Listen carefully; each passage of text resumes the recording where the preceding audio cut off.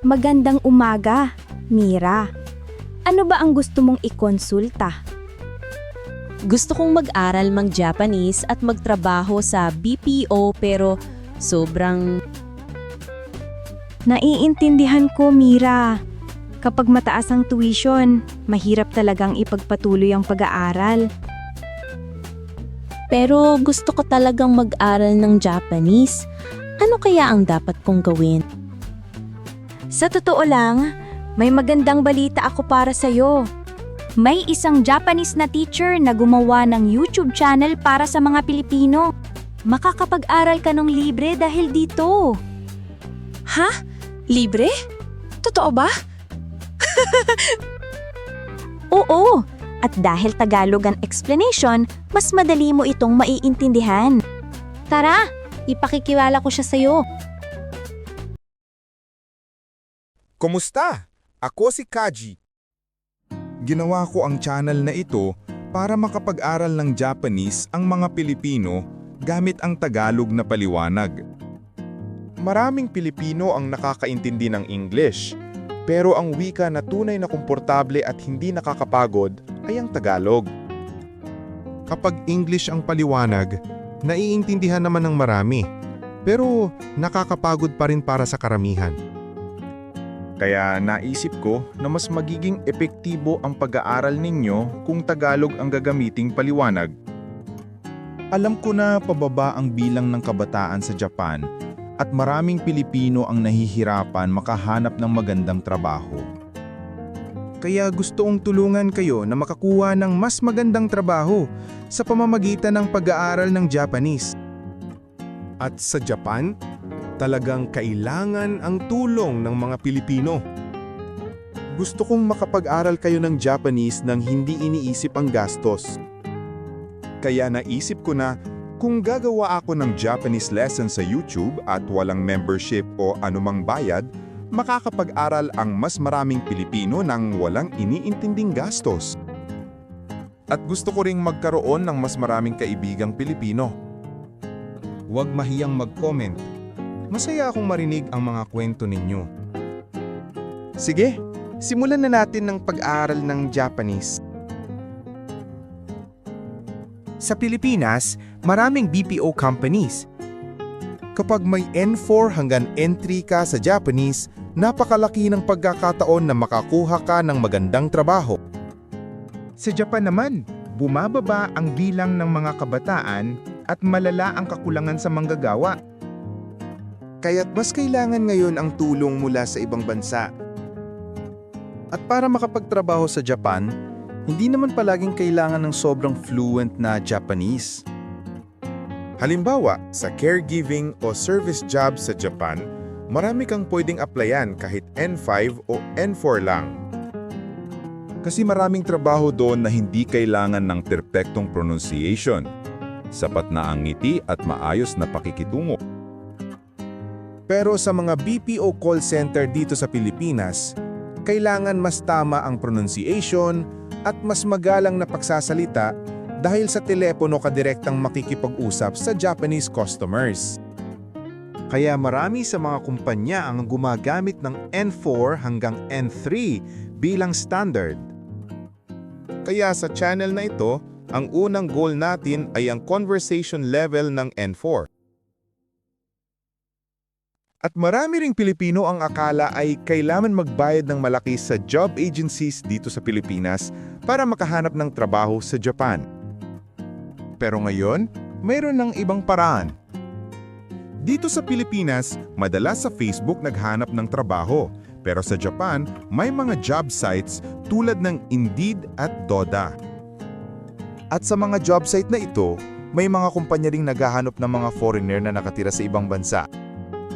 Lalo na ang nipponshigoto.com, isang job site na espesyal para sa mga foreigner na gustong magtrabaho sa Japan. Doon, maaari kang mag-apply ng direkta at wala kang babayaran. At karamihan sa mga kumpanyang nag-hire ng foreigners sa ganitang job sites ay nagsasagawa ng online interview. Kapag pumasa ka, kadalasan sila pang nag-aasikaso ng plane ticket at visa.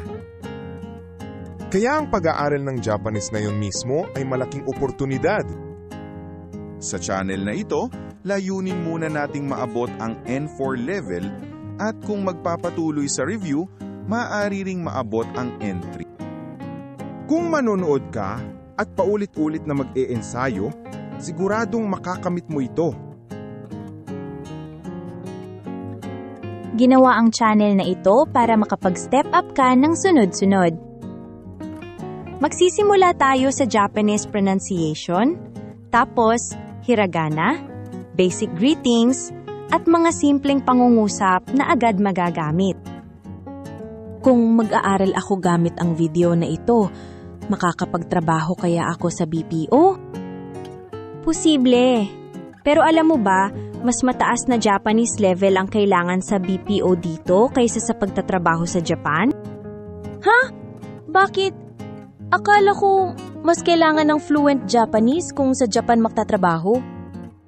Ganun ang iniisip ng marami pero kabaliktaran pala.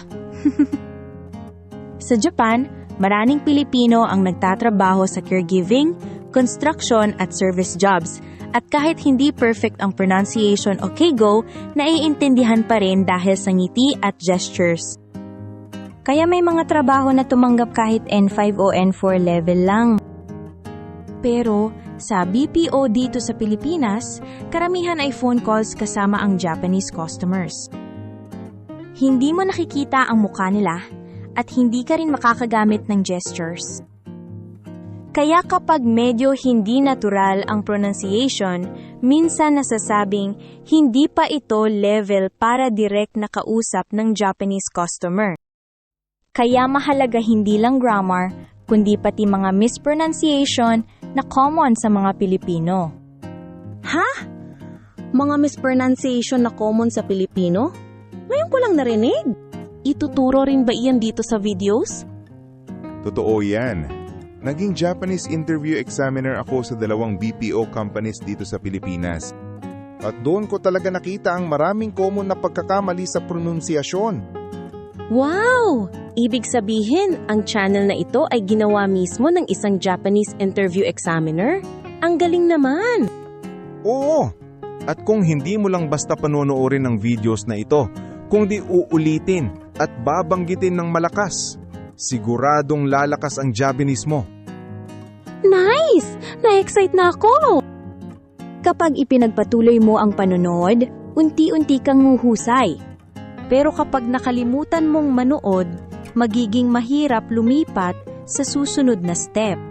Kaya kung nakasubscribe ka, hindi mo mamimiss ang mga lessons.